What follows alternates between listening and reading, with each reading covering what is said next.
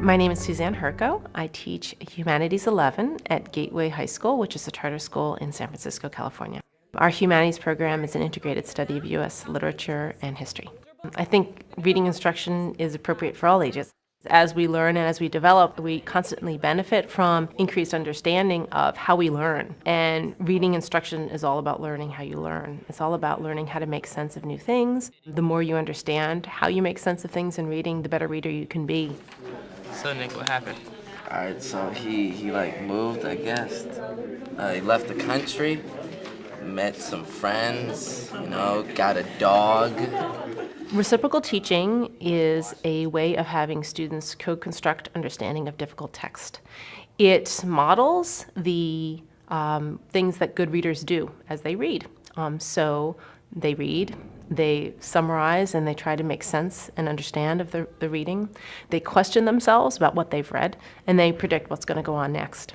And what reciprocal teaching does is it takes those kind of natural instincts that good readers do, and it makes them explicit through students having designated roles in the reciprocal teaching process. We have one student read, we have one student summarize, one student questions, one student predicts. And we rotate through those roles as a group of 3 or 4. Students then co-construct their understanding of the text. Being over again with the summer. So basically what this summarizes, like, he was basically walking along lonely one day, and some man came up to him and kind of, gave him, I've chosen Gatsby as part of our curriculum to teaching the reciprocal teaching because even my best readers in the class, even though they might be able to understand the basics of it, they really benefit from spending additional time in the insights of other people as they do it. So I think it's really important that there be a text that's complex enough so that there are lots of different entry levels for students. Yeah, because how he's giving them directions, he fails. Yeah, so lonely. So what do you predict, Sydney? I'm not the predictor, that's her job. Oh. I predict that something changes. Like his life is gonna start to turn around for him. It's our first day reading the book. We had done a lot of pre-reading activities with them, kind of schema building activities in terms of ideas and themes. So they were kind of prepared conceptually to enter the book, but we had not yet read it together. And so what we saw today was their really initial attempt to make sense of Fitzgerald and his writing. Based on the cover with like a city at night and it has a lot of lights on, I said that there'd be like a lot of nightlife. My role as a teacher in reciprocal teaching is to build students to independence in utilizing these metacognitive processes in their reading. We start it by modeling what it looks like. We move it to having them practice it on their own with monitoring and then practicing it to independence. It's called a kind of a reading apprenticeship model in the sense that all along I'm helping them to understand how to do it, cheering them on, giving them positive feedback, giving them some suggestions on how to do it better, and then at some point they can do it on their own.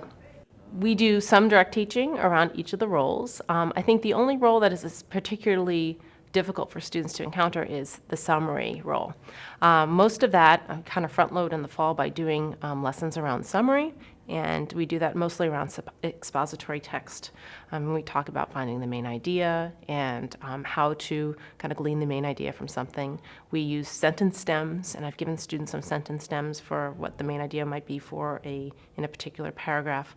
And then we just practice it a lot and give them feedback on it. It's really all about them practicing it again and again. It's also about, I think, students understanding how to summarize in a bunch of different texts. Text can't be too hard, it can't be too easy.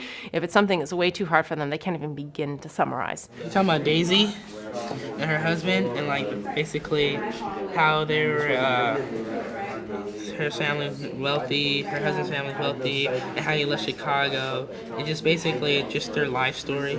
So when students first start reciprocal teaching, I think there are a lot of both kind of cultural and personal roadblocks that can inhibit their embracing it. I think on the cultural level, it really involves students putting themselves out there in the classroom, and if students are not such good readers, they feel very insecure about participating fully in it. And so I think one of the first struggles struggles is creating a comfortable climate in the classrooms so that students can really take those risks and make mistakes and feel okay with it and move on and get better. I think on the personal level also, because they're struggling with perhaps insecurity, they don't necessarily want to embrace this new thing because it feels like maybe it's too forced or it's something that they're not going to be able to do.